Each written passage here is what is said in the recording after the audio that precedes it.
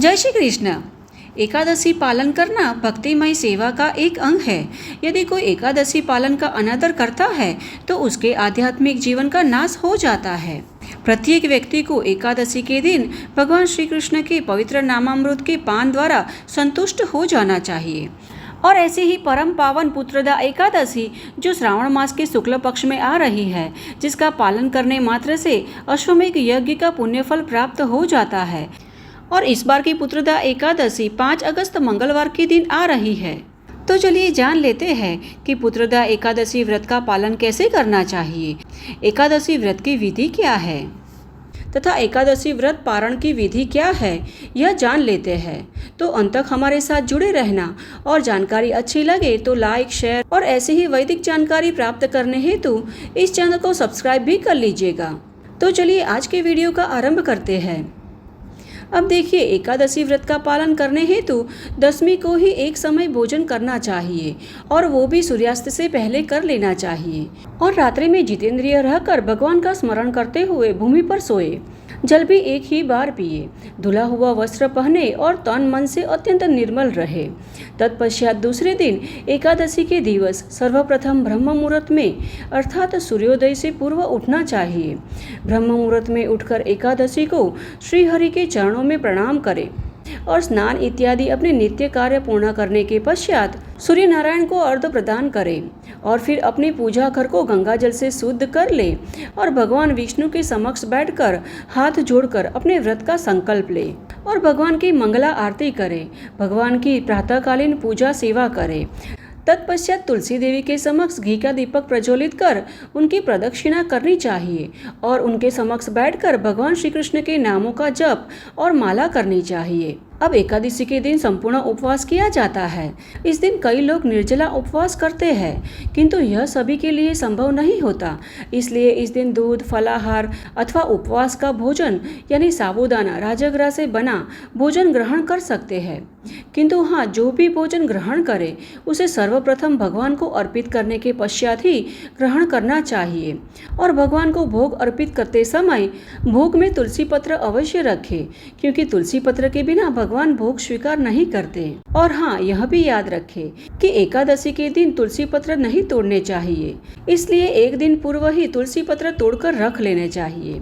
और इस बार सोमवार के दिन एकादशी आ रही है और रविवार के दिन भी तुलसी पत्र नहीं तोड़े जाते, इसलिए 2 दिन पूर्व तुलसी पत्र तोड़कर रख ले। और अगर यह संभव न हो तो एकादशी के दिन जो अपने आप तुलसी पत्र गिर गए हो उसे भी भगवान की पूजा सेवा और भोग में अर्पित किया जा सकता है। अब इस प्रकार एकादशी के दिन उपवास करके व्रत का संकल्प लेने के पश्चात श्री हरि विष्णु की पूजा करें। भगवान को सुगंधित पुष्प, चंदन इत्यादि से पूजा करनी चाहिए तथा भगवान को फल, दूध, मिष्ठान अर्पित करनी चाहिए। अब समग्र पूजन सामग्री से भगवान श्री कृष्ण की पूजा आराधना करने के पश्चात उनके समक्ष धूप दीप प्रज्वलित करें और उनकी आरती उतारें। इस प्रकार हो सके उतना भगवान श्री कृष्ण की आराधना और पूजा सेवा में ही एकादशी का संपूर्ण दिवस व्यतीत करना चाहिए। और साथ ही एकादशी व्रत की कथा का पठन अथवा श्रवण अवश्य करें, क्योंकि हमारे शास्त्रों में भी कहा गया है कि कोई भी व्रत कथा बिना अधूरा ही माना जाता है। इस दिन ब्रह्मचर्य का पालन करना चाहिए, झूठ नहीं बोलना चाहिए तथा पर निंदा नहीं करनी चाहिए और मिथ्या वाद विवाद में भी नहीं पड़ना चाहिए। इस दिन क्रोध, ईर्ष्या जैसे अपने मन के विकारों को त्याग कर भगवान की सेवा पूजा में ही अपनी चेतना को स्थित करना चाहिए। इस प्रकार एकादशी का संपूर्ण दिवस भगवान की पूजा आराधना में व्यतीत कर संध्या समय में फिर से भगवान की सेवा पूजा कर उनकी आरती करनी चाहिए और परिवार के साथ बैठकर सत्संग कीर्तन में समय व्यतीत करना चाहिए। साथ ही इस दिन भक्ति युक्त चित्त से दीपदान करना चाहिए और फिर रात्रि को जागरण कर भगवान श्री कृष्ण संबंधित पदों का गान एवं भजन कीर्तन में अपना समय व्यतीत करना चाहिए। और फिर द्वादशी के दिन ब्रह्म मुहूर्त में उठकर स्नान इत्यादि कर भगवान की प्रातःकालीन पूजा करनी चाहिए, उनकी मंगला आरती करनी चाहिए और फिर भगवान के लिए स्वादिष्ट एवं सात्विक भोजन बनाकर भगवान को भोग अर्पित करना चाहिए। और हो सके तो यह सब कार्य सूर्योदय से पूर्व ही कर लेने चाहिए तत्पश्चात किसी ब्राह्मण अथवा सुयोग्य व्यक्ति को भोजन करवाना चाहिए और अपनी क्षमता अनुसार दान दक्षिणा देकर उनको सम्मान पूर्वक विदा करने के पश्चात पारण के निर्धारित समय पर भगवान को जो भोग अर्पित किया गया है उसे प्रसाद रूप में ग्रहण कर अपना पारण करना चाहिए और एकादशी का व्रत पूर्ण करना चाहिए।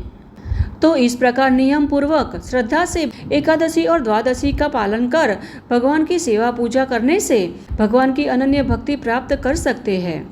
एकादशी और द्वादशी के दिन अपनी क्षमता अनुसार सुयोग्य व्यक्ति को दान पुण्य करना चाहिए। इस दिन गौ माता की सेवा करनी चाहिए, गौ माता को चारा अथवा रोटी खिलानी चाहिए। एकादशी के दिन अन्न का सेवन नहीं करना चाहिए और लहसुन प्याज और मांस का सेवन तो कदापि नहीं करें। इस दिन दिवस में सोना भी नहीं चाहिए और संपूर्ण दिवस भगवान विष्णु का ध्यान और भजन कीर्तन में अपना समय व्यतीत करना चाहिए।